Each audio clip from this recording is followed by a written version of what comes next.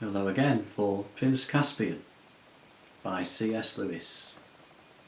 Last time we had chapter 12, Sorcery and Sudden Vengeance, and that finished with, "Let the vermin be flung into a pit," said Peter, "but the dwarf we will give to his people, to be buried in their own fashion." They breakfasted at last in another of the dark cellars of Aslan's house. It was not such a breakfast as they would have chosen, for Caspian and Cornelius were thinking of venison pasties, and Peter and Edmund of buttered eggs and hot coffee. But what everyone got was a little bit of cold bear meat out of the boys' pockets, a lump of hard cheese, an onion, and a mug of water. But from the way they fell to, anyone would have supposed it was delicious. So now, chapter 13, The High King in Command. "Now," said Peter, as they finished their meal, "Aslan and the girls," that's Queen Susan and Queen Lucy, Caspian, "are somewhere close. We don't know when he will act. In his time, no doubt, not ours. In the meantime, he would like us to do what we can on our own. You say, Caspian, that we are not strong enough to meet Miraz in a pitched battle?" "I'm afraid not, High King," said Caspian. He was liking Peter very much, but was rather tongue-tied. It was much stranger for him to meet the great kings out of the old stories than it was for them to meet him. "Very well then," said Peter. "I'll send him a challenge to single combat." No one had thought of this before. "Please," said Caspian, "could it not be me? I want to avenge my father." "You're wounded," said Peter, "and anyway, wouldn't he just laugh at a challenge from you? I mean, we have seen that you are a king and a warrior, but he thinks of you as a kid." "But sire," said the badger, who sat very close to Peter and never took his eyes off him, "will he accept a challenge even from you? He knows he has the stronger army." "Very likely he won't," said Peter. "But there's always the chance, and even if he doesn't, we shall spend the best part of the day sending heralds to and fro and all that. By then Aslan may have done something, and at least I can inspect the army and strengthen the position. I will send the challenge. In fact, I will write it at once. Have you pen and ink, Master Doctor?" "A scholar is never without them, Your Majesty," answered Dr. Cornelius. "Very well, I will dictate," said Peter. And while the doctor spread out a parchment and opened his inkhorn and sharpened his pen, Peter leant back with half-closed eyes and recalled to his mind the language in which he had written such things long ago, in Narnia's golden age. "Right," he said at last. "And now, if you are ready, Doctor." Dr. Cornelius dipped his pen and waited. Peter dictated as follows: "Peter, by the gift of Aslan, by election, by prescription, and by conquest, High King over all kings in Narnia, Emperor of the Lone Islands, and Lord of Cair Paravel, Knight of the most noble order of the Lion, to Miraz, son of Caspian the Eighth, sometime Lord Protector of Narnia, and now styling himself King of Narnia. Greeting." "Have you got that?" "Narnia, greeting," muttered the doctor. "Yes, sire." "Then begin a new paragraph," said Peter. "For to prevent the effusion of blood, and for the avoiding all other inconveniences likely to grow from the wars now levied in our own realm of Narnia, it is our pleasure to adventure our royal person on behalf of our trusty and well-beloved Caspian, in clean wager of battle, to prove upon your lordship's body that the said Caspian is lawful king under us in Narnia, both by our gift and by the laws of the Telmarines, and your lordship twice guilty of treachery, both in withholding the dominion of Narnia from the said Caspian, and in the most abominable, don't forget to spell it with an H, Doctor, abominable, bloody and unnatural murder of your kindly lord and brother, King Caspian IX of that name. Wherefore we most heartily provoke, challenge and defy your lordship to the said combat and monomachy, and have sent these letters by the hand of our well-beloved and royal brother Edmund, sometime king under us in Narnia, Duke of Lantern Waste and Count of the Western March, Knight of the Noble Order of the Table, to whom we have given full power of determining with your lordship all the conditions of the said battle. Given at our lodging in Aslan's Howe, this 12th day of the month Greenroof, in the first year of Caspian 10th of Narnia. That ought to do, said Peter, drawing a deep breath. And now we must send 2 others with King Edmund. I think the giant ought to be one. He's not very clever, you know, said Caspian. Oh, of course not, said Peter. But any giant looks impressive, if only he will keep quiet. And it will cheer him up. But who for the other? Upon my word, said Trumpkin, if you want someone who can kill with looks, Reepicheep would be the best. He would indeed, from all I hear, said Peter with a laugh. If only he wasn't so small. They wouldn't even see him until he was close. Send Glenstorm, sire, said Trufflehunter. No one ever laughed at a centaur.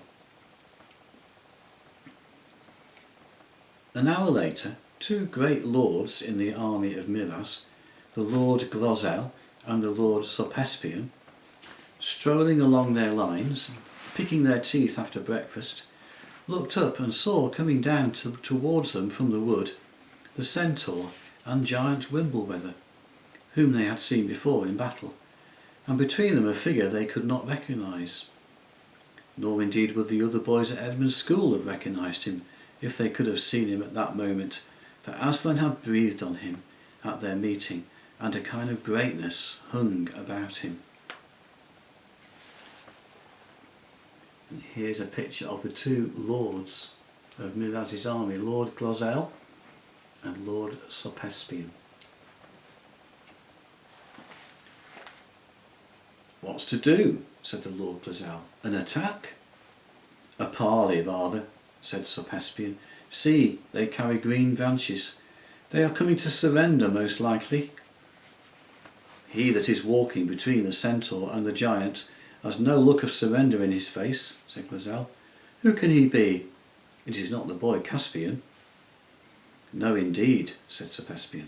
This is a fell warrior, I'll warrant you, wherever the rebels have got him from.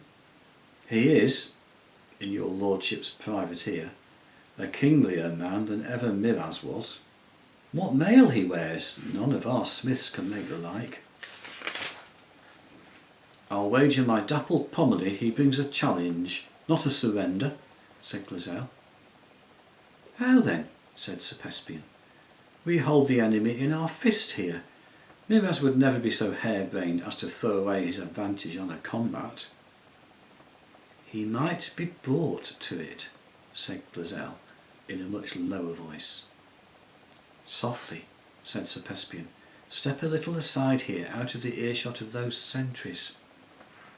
Now, have I taken your lordship's meaning aright? If the king undertook wager of battle, whispered Glosel, why, then either he would be killed, or he will kill. So, said Sopespian, nodding his head. If he killed, then we should have won the war. Certainly, but what if not? Well, if not, we should be as able to win it without the king as with him, for I need not tell your lordship that Miraz is no very great captain. After that, we should be both victorious and kingless. And it is your meaning, my lord, that you and I could hold this land quite as conveniently without a king as with one. Glosel's face grew ugly. Not forgetting, said he, that it was we who first put him on the throne, and in all the years that he has enjoyed it, what fruits have come to us? What gratitude has he shown us? Say no more, answered Sopespian. But look, Here comes one to fetch us to the king's tent. When they reached Miraz's tent, they saw Edmund and his two companions seated outside and being entertained with cakes and wine, having already delivered the challenge and withdrawn while the king was considering it. When they saw them thus at close quarters, the two Telmarine lords thought all three of them were very alarming. Inside they found Miraz unarmed and finishing his breakfast. His face was flushed, and there was a scowl on his brow. "There," he growled, flinging the parchment across the table to them. "See what a pack of nursery tales our jackanapes of a nephew has sent us." "By your leave, sire," said Glazelle, "if the young warrior whom we have just seen outside is the King Edmund mentioned in this writing, then I would not call him a nursery tale, but a very dangerous knight." "King Edmund, pah," said Miraz. "Does your lordship believe those old wives' fables about Peter and Edmund and the rest?" "I believe my eyes, your majesty," said Glazelle. "Well, this is to no purpose," said Miraz. "But as touching the challenge, I suppose there is only one opinion between us." "I suppose, indeed, sire," said Glazelle. "And what is that?" asked the king. "Most infallibly to refuse it," said Glazelle. "For though I have never been called a coward, I must plainly say that to meet that young man in battle is more than my heart would serve me for. And if, as is likely, his brother the High King is more dangerous than he, why, on your life, my Lord King, have nothing to do with them." "Plague on you," cried Miraz. "It was not that sort of counsel that I wanted. Do you think I am asking you if I should be afraid to meet this Peter, if there is such a man? Do you think I fear him? I wanted your counsel on the policy of the matter, whether we, having the advantage, should hazard it on a wager of battle." "To which I can only answer, your majesty," said Glazelle, "that for all reasons the challenge should be refused. There is death in the strange knight's face." "There you are again," said Miraz, now thoroughly angry. "Are you trying to make it appear that I am a greater coward as your lordship?" "Your majesty may say your pleasure," said Glazelle sulkily. "You talk like an old woman, Glazelle," said the king. "What say you, my lord Sir Caspian?" "Do not touch it, sire," was the reply. "And what your majesty says of the policy of the thing comes in very happily. It gives your majesty excellent grounds for a refusal, without any cause for questioning your majesty's honour or courage." "Great heaven!" exclaimed Miraz, jumping to his feet. "Are you also bewitched today? Do you think I am looking for grounds to refuse it? You might as well call me a coward to my face." The conversation was going exactly as the two lords wished, so they said nothing. "I see what it is," said Miraz, after staring at them as if his eyes would start out of his head. "You are as lily-livered as hares yourselves, and have the effrontery to imagine my heart after the likeness of yours. Grounds for a refusal, indeed. Excuses for not fighting. Are you soldiers? Are you Telmarines? Are you men? And if I do refuse it, as all good reasons of captaincy and martial policy urge me to do, you will think, and teach others to think, that I was afraid. Is it not so?" "No man of your majesty's age," said Glazelle, "would be called coward by any wise soldier for refusing combat with a great warrior in the flower of his youth." "So I'm to be a dotard with one foot in the grave, as well as a dastard," roared Miraz. "I'll tell you what it is, my lords, with your womanish counsels, ever shying from the true point, which is one of policy. You have done the very opposite of your intent. I had meant to refuse it, but I will accept it. Do you hear? I am going to accept it. I'll not be shamed because some witchcraft or treason has frozen both your bloods." "We beseech your majesty," said Glazelle, but Miraz had flung out of the tent, and they could hear him bawling out his acceptance to Edmund. The two lords looked at one another and chuckled quietly. "I knew he'd do it if he were properly chaffed," said Glazelle. "But I'll not forget he called me coward. it shall be paid for. There was a great stirring at Aslan's house when the news came back and was communicated to the various creatures. Edmund, with one of Miraz's captains, had already marked out the place for the combat, and ropes and stakes had been put round it. 2 Telmarines were to stand at 2 of the corners, and 1 in the middle of one side, as marshals of the lists. 3 marshals for the other 2 corners on the other side were to be furnished by the High King. Peter was just explaining to Caspian that he could not be one, because his right to the throne was what they were fighting about, when suddenly a thick, sleepy voice said, "Your Majesty, please." Peter turned, and there stood the eldest of the bulgy bears. "If you please, Your Majesty," he said, "I'm a bear, I am." "To be sure, so you are, and a good bear too, I don't doubt," said Peter. "Yes," said the bear, "but it was always a right of the bears to supply 1 marshal of the lists." "Don't let him," whispered Trumpkin to Peter. "He's a good creature, but he'll shame us all. He'll go to sleep, and he will suck his paws, in front of the enemy too." "I can't help that," said Peter, "because he's quite right. The bears do have that privilege. I can't imagine how it has been remembered all these years, when so many other things have been forgotten." "Please, Your Majesty," said the bear. "It is your right," said Peter, "and you shall be one of the marshals, but you must remember not to suck your paws." "Of course not," said the bear in a very shocked voice. "But you're doing it this minute," bellowed Trumpkin. And there's the bear sucking his paws, and Trumpkin telling him off for it. The bear whipped his paw out of his mouth and pretended he hadn't heard. "Sire!" came a shrill voice from near the ground. "Ah, Reepicheep," said Peter, after looking up and down and round, as people usually did when addressed by the mouse. "Sire," said Reepicheep, "my life is ever at your command, but my honour is my own. Sire, I have among my people the only trumpeter in your Majesty's army. I had thought perhaps we might have been sent with a challenge. Sire, my people are grieved. Perhaps if it were your pleasure that I should be a marshal of the lists, it would content them." A noise not unlike thunder broke out from somewhere overhead at this point, as Giant Wimblewether burst into one of those not very intelligent laughs to which the nicer sorts of giant are so liable. He checked himself at once and looked as grave as a turnip by the time Reepicheep discovered where the noise had come from. "I'm afraid it would not do," said Peter very gravely. "Some humans are afraid of mice." "I had observed it, sire," said Reepicheep. "And it would not be quite fair to Miraz," Peter continued, "to have in sight anything that might abate the edge of his courage."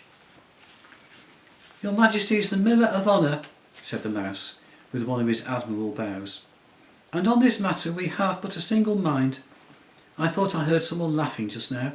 If anyone present wishes to make me the subject of his wit, I am very much at his service with my sword whenever he has leisure." An awful silence followed this remark, which was broken by Peter saying, "Giant Wimblewether and the bear and the centaur Glenstorm shall be our marshals. The combat will be at 2 hours after noon. Dinner at noon precisely." "I say," said Edmund as they walked away, "I suppose it is all right. I mean, I suppose you can beat him." "That's what I'm fighting him to find out," said Peter. And here's a little picture of Reepicheep, the valiant mouse.